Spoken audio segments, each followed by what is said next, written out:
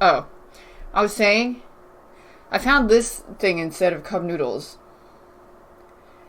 which looks even better. And then the microwave randomly beeped, and it spooked me a little bit. Hey guy. This is what I wanted to watch while I eat. So I watched a few episodes of The D'Amelio Show, which is a new reality series on Hulu about the most famous TikTok girl and her very boring family.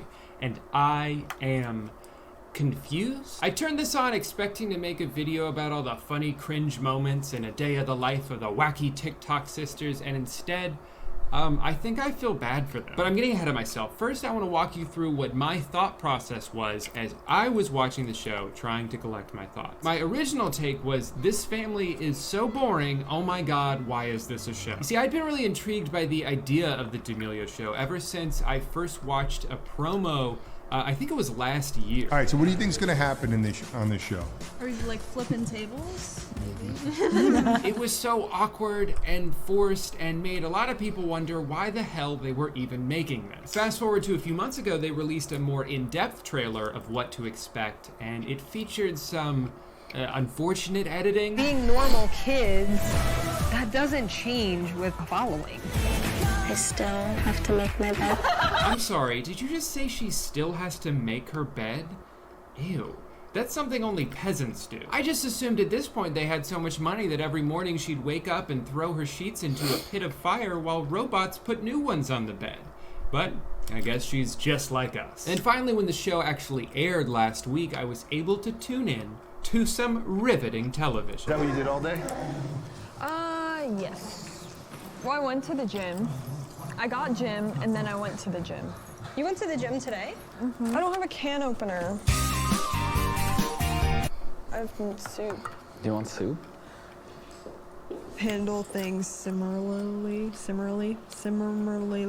Everyone calls him a golden retriever. He's literally a golden retriever. He literally is a dog. He's covered in fur from head to toe. He always barks at the mailman.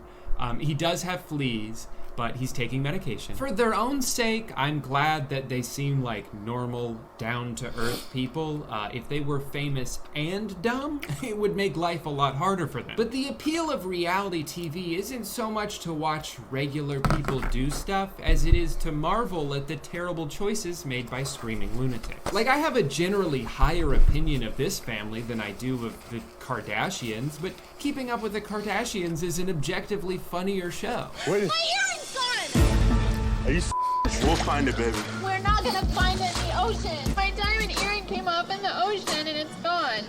Kim, there's people that are dying. On top of that, the editing is really weird. I've never seen They'll that. randomly split the screen in half sometimes to show the same shot twice. They keep putting these hate comments on the screen that were all posted 3 minutes ago with 2,100 likes. And I get what they're going for here, but sometimes it just feels like you're watching a bad dramatization in an anti-bullying PSA. But it's not really their fault that that's how it plays, it's just the editing. The D'Amelios come off as an extremely normal family that was just living their life until one day one of them accidentally became the queen of TikTok. This is all still brand new for them. It's probably very overwhelming and they're all just kind of along for the ride. A ride that seems to be heavily piloted by other people, which brings me to my second take. Boy, these managers sure do make a lot of decisions here. I get this really weird feeling in my stomach when I see the way these agents and executives start planning out an entire year of a teenager's life. So what this is it's a look at your 2021. This is the major things we're focusing on, starting a clothing company, and then you have books and TV shows. So let's see just how many business ventures we can start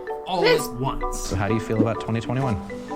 I think this is definitely a lot more stuff Thank than you, I Disco thought Dog. I was doing. Hell, this Hulu show is part of the plan. The only reason this exists is because of these guys. In my own personal experience of dealing with people who stand to make money off of you, Isn't she it like can be 17? difficult Yeah. to always know when they have your best interest in mind because they often don't. Hollywood, and Dude, now that's social- like it's like those people that micromanage. You know, people that like type micromanaging comments on streamers, content creators, social media because they want to live through them, that's like that person's wet dream, is to be able to manage them, because you can live there, you can like have the life without actually having to put up, you don't have to be the front of it, you know, and you get to profit off of that, their work basically. Media all you have to do is plan industries it. Full of parasites, and a lot of these big management companies have a funny way of making you think that their ideas are your idea. They can be very manipulative, often in subtle ways, to get you to agree to do the thing that they want you to do.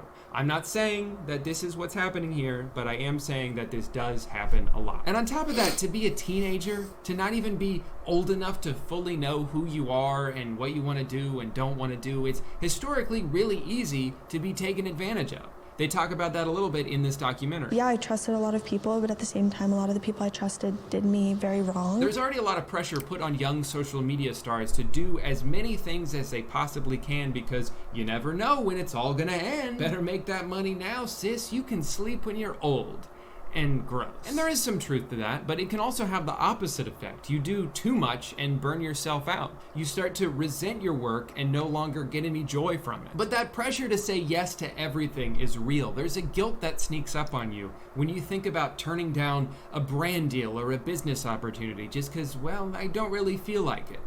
Wait, am I a piece of shit? You're not, but your brain might make I'm pretty you feel that sure way. Pokey talked something about this because she was so young when she started streaming. It's like the same case with the D'Amelio people. They're so young when they're like thrusted into this spotlight. Well, for the D'Amelio case, it's a little bigger. And then you're like still trying to figure yourself out, and you have all these opportunities thrown at you. And then Pokey mentioned that she like, I don't know, a glimpse of her article, she said it was like hard for her to find like who she was because she was trying to juggle so many things at once. She was trying to be a streamer, you know, you have to appeal to this market, Fortnite, you know, gotta do Fortnite, oh, you gotta do this, you gotta do that, you gotta do League. Your anxiety and will it like convince you that it stunts you to grow as a person that you want to grow into. career is gonna crash and burn tomorrow. And like in what whichever D'Amelio she did that one, but she just said like a lot of people treated her badly, probably because they wanted to leech off of her, take advantage of her, and you're like going through that shit when you're 16. That's when crazy. It does, you'll wish you'd capitalized more on things while you were still relevant. Another thing I wonder about is like the $14 million house they live in. Damn! Is she paying for that? You'd have to assume so, right? Because they weren't multimillionaires before TikTok. I only bring that up because that would add to the pressure she's already under if her family was more or less financially dependent on her. Because then it's like, how do I say no to things I don't want to do? If I don't do this Pepsi Max sponsorship, are we gonna lose this? Don't pass your life trying to earn money. It'll be whatever you want to do, so full of bullshit. Huh? I think it's like when you're that young and impressionable and you get all these brand deals, you're more pressure to take them, which is what Drew just said. You're pressured to take that stuff. You're scared that you're gonna like run out of money, whatever. Even if you're not talking about money, obviously it affects how people are gonna grow up.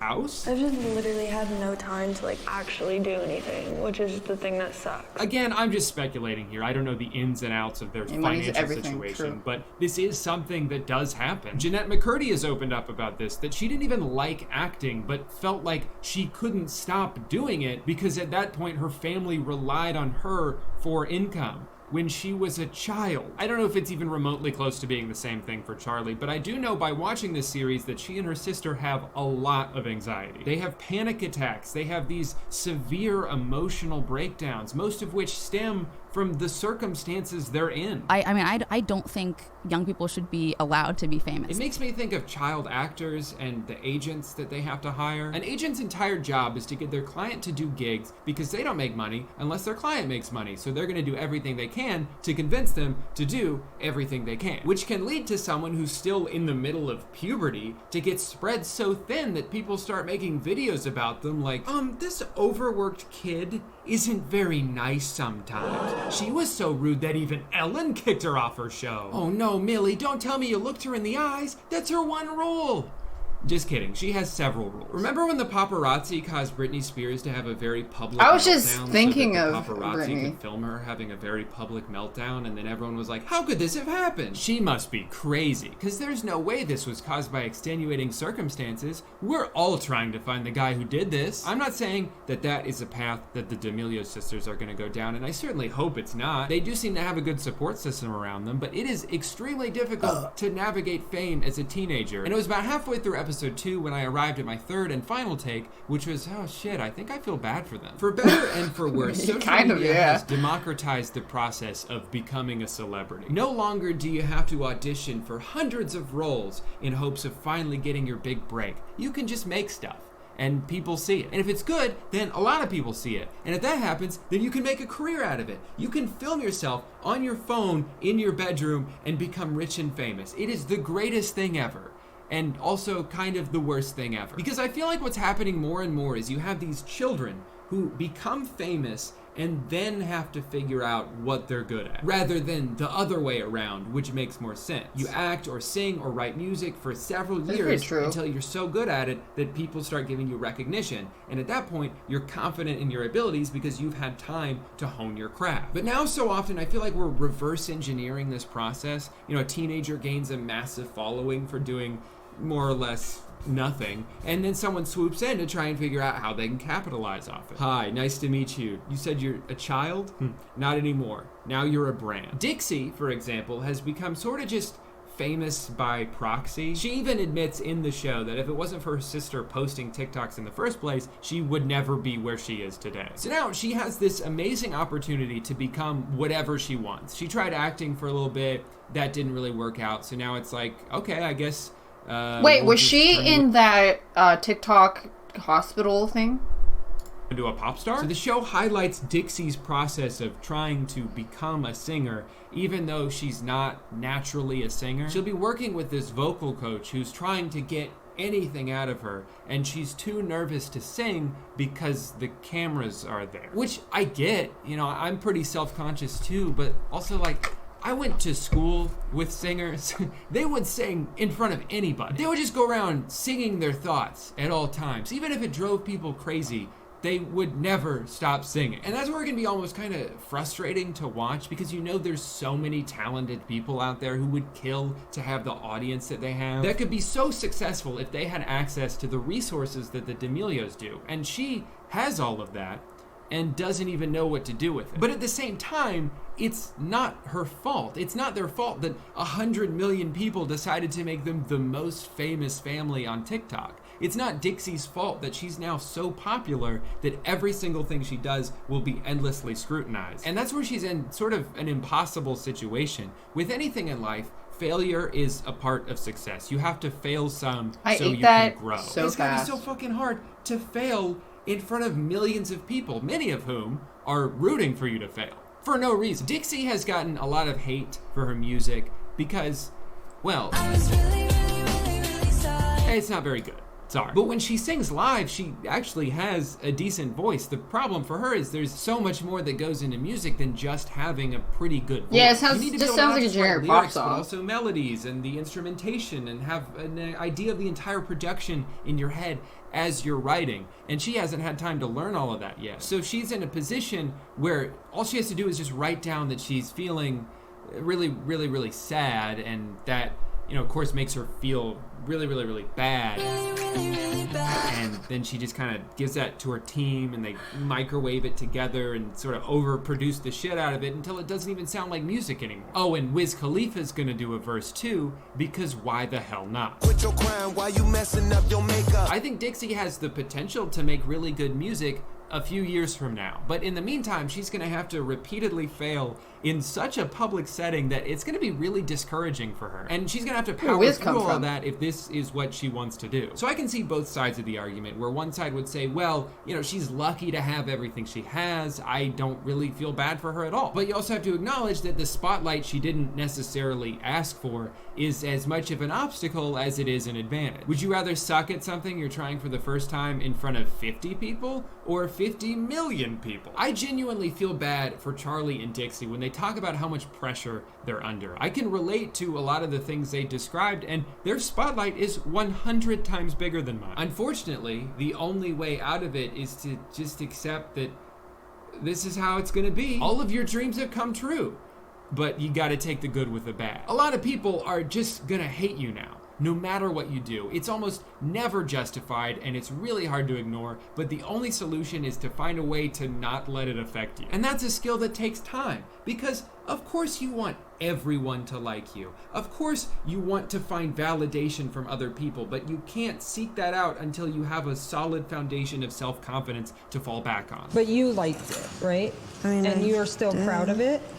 Well, no, now I feel like it sucks because that's what they made me think. I think the ideal way to come up in this industry is through slow incremental growth. Your work gets better as your audience gets bigger, and by the time people really start to shit on you, you already have a pretty thick skin. But when you're practically like an overnight sensation, you're just not equipped to handle any of it yet. At the end of the day, most people aren't gonna have much sympathy for rich people, especially if they don't personally see value in the methods they use to get rich. For a lot of them, it won't matter what else a celebrity could possibly be going through in their personal life. It will never be as bad as having to work 2 jobs, struggling to pay bills, living through financial insecurity. It's sort of like, oh, you feel sad because you have to read hate comments in your mansion.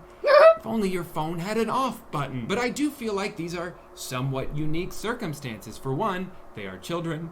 They did not ask for this. But also, they're not just famous, they are the most famous. I would Holy never shit. want to be the most of anything. Put me somewhere in the middle. Give me all the benefits of being like a mid-tier internet celebrity without the stress that comes with having 100 That's times crazy. more of everything. So someone like predicted my death, and apparently they predicted like a bunch of other people's death, but instead of dying, I posted a dance video. So people weren't nice because they thought I was gonna die. Fuck that. I don't want that. I think it would be fair to say that the D'Amelios Wait. I didn't get that. I did not understand that. So someone like predicted my death, and apparently they predicted like a bunch of other people's death, but instead of dying, I posted a dance video. So people weren't nice because they thought I was gonna die. Fuck that. Wait, what? Oh, people got mad that she didn't die. Oh. I don't want that. I think it would be fair to say that The the D'Amelios fuck? don't deserve to be as famous as they are, but they certainly don't deserve to be hated this much. I just hope for her and her sister that they can make it through this period in their lives relatively unscathed and not let this industry completely destroy their mental health. Well, that's pretty much all I have to say about that. Sorry, I think I forgot to put jokes in this one. This topic ended up being a lot more serious than I expected when I first started writing it, but I will make up for it by doing a really funny brand deal. Hey, what's the deal with airline food, right? You know, it's like, it's cool and all that we're defying gravity right now, but what's a guy gotta do to get a slice of pizza around here? You know? Yeah, if I was a flight attendant, I would just serve everyone HelloFresh. Are you kidding me? Oh my god, he's doing it. Get off the stage! Alright, maybe that wasn't the right setting to do a sponsorship, but you know what? I've been using HelloFresh long since before they started sponsoring my channel. Turn it back into bread and make a... Nice. Hashtag ad. Well, I didn't think I was gonna finish the pastry that fast. I thought I was like gonna slowly eat it over the course of 17 minutes, but I'm pretty sure I finished it within like the first 3 minutes. And then I just sat there like... His pinned comment? Drew, you're in the middle of the screen. Get out of the way. That was a yummy pastry.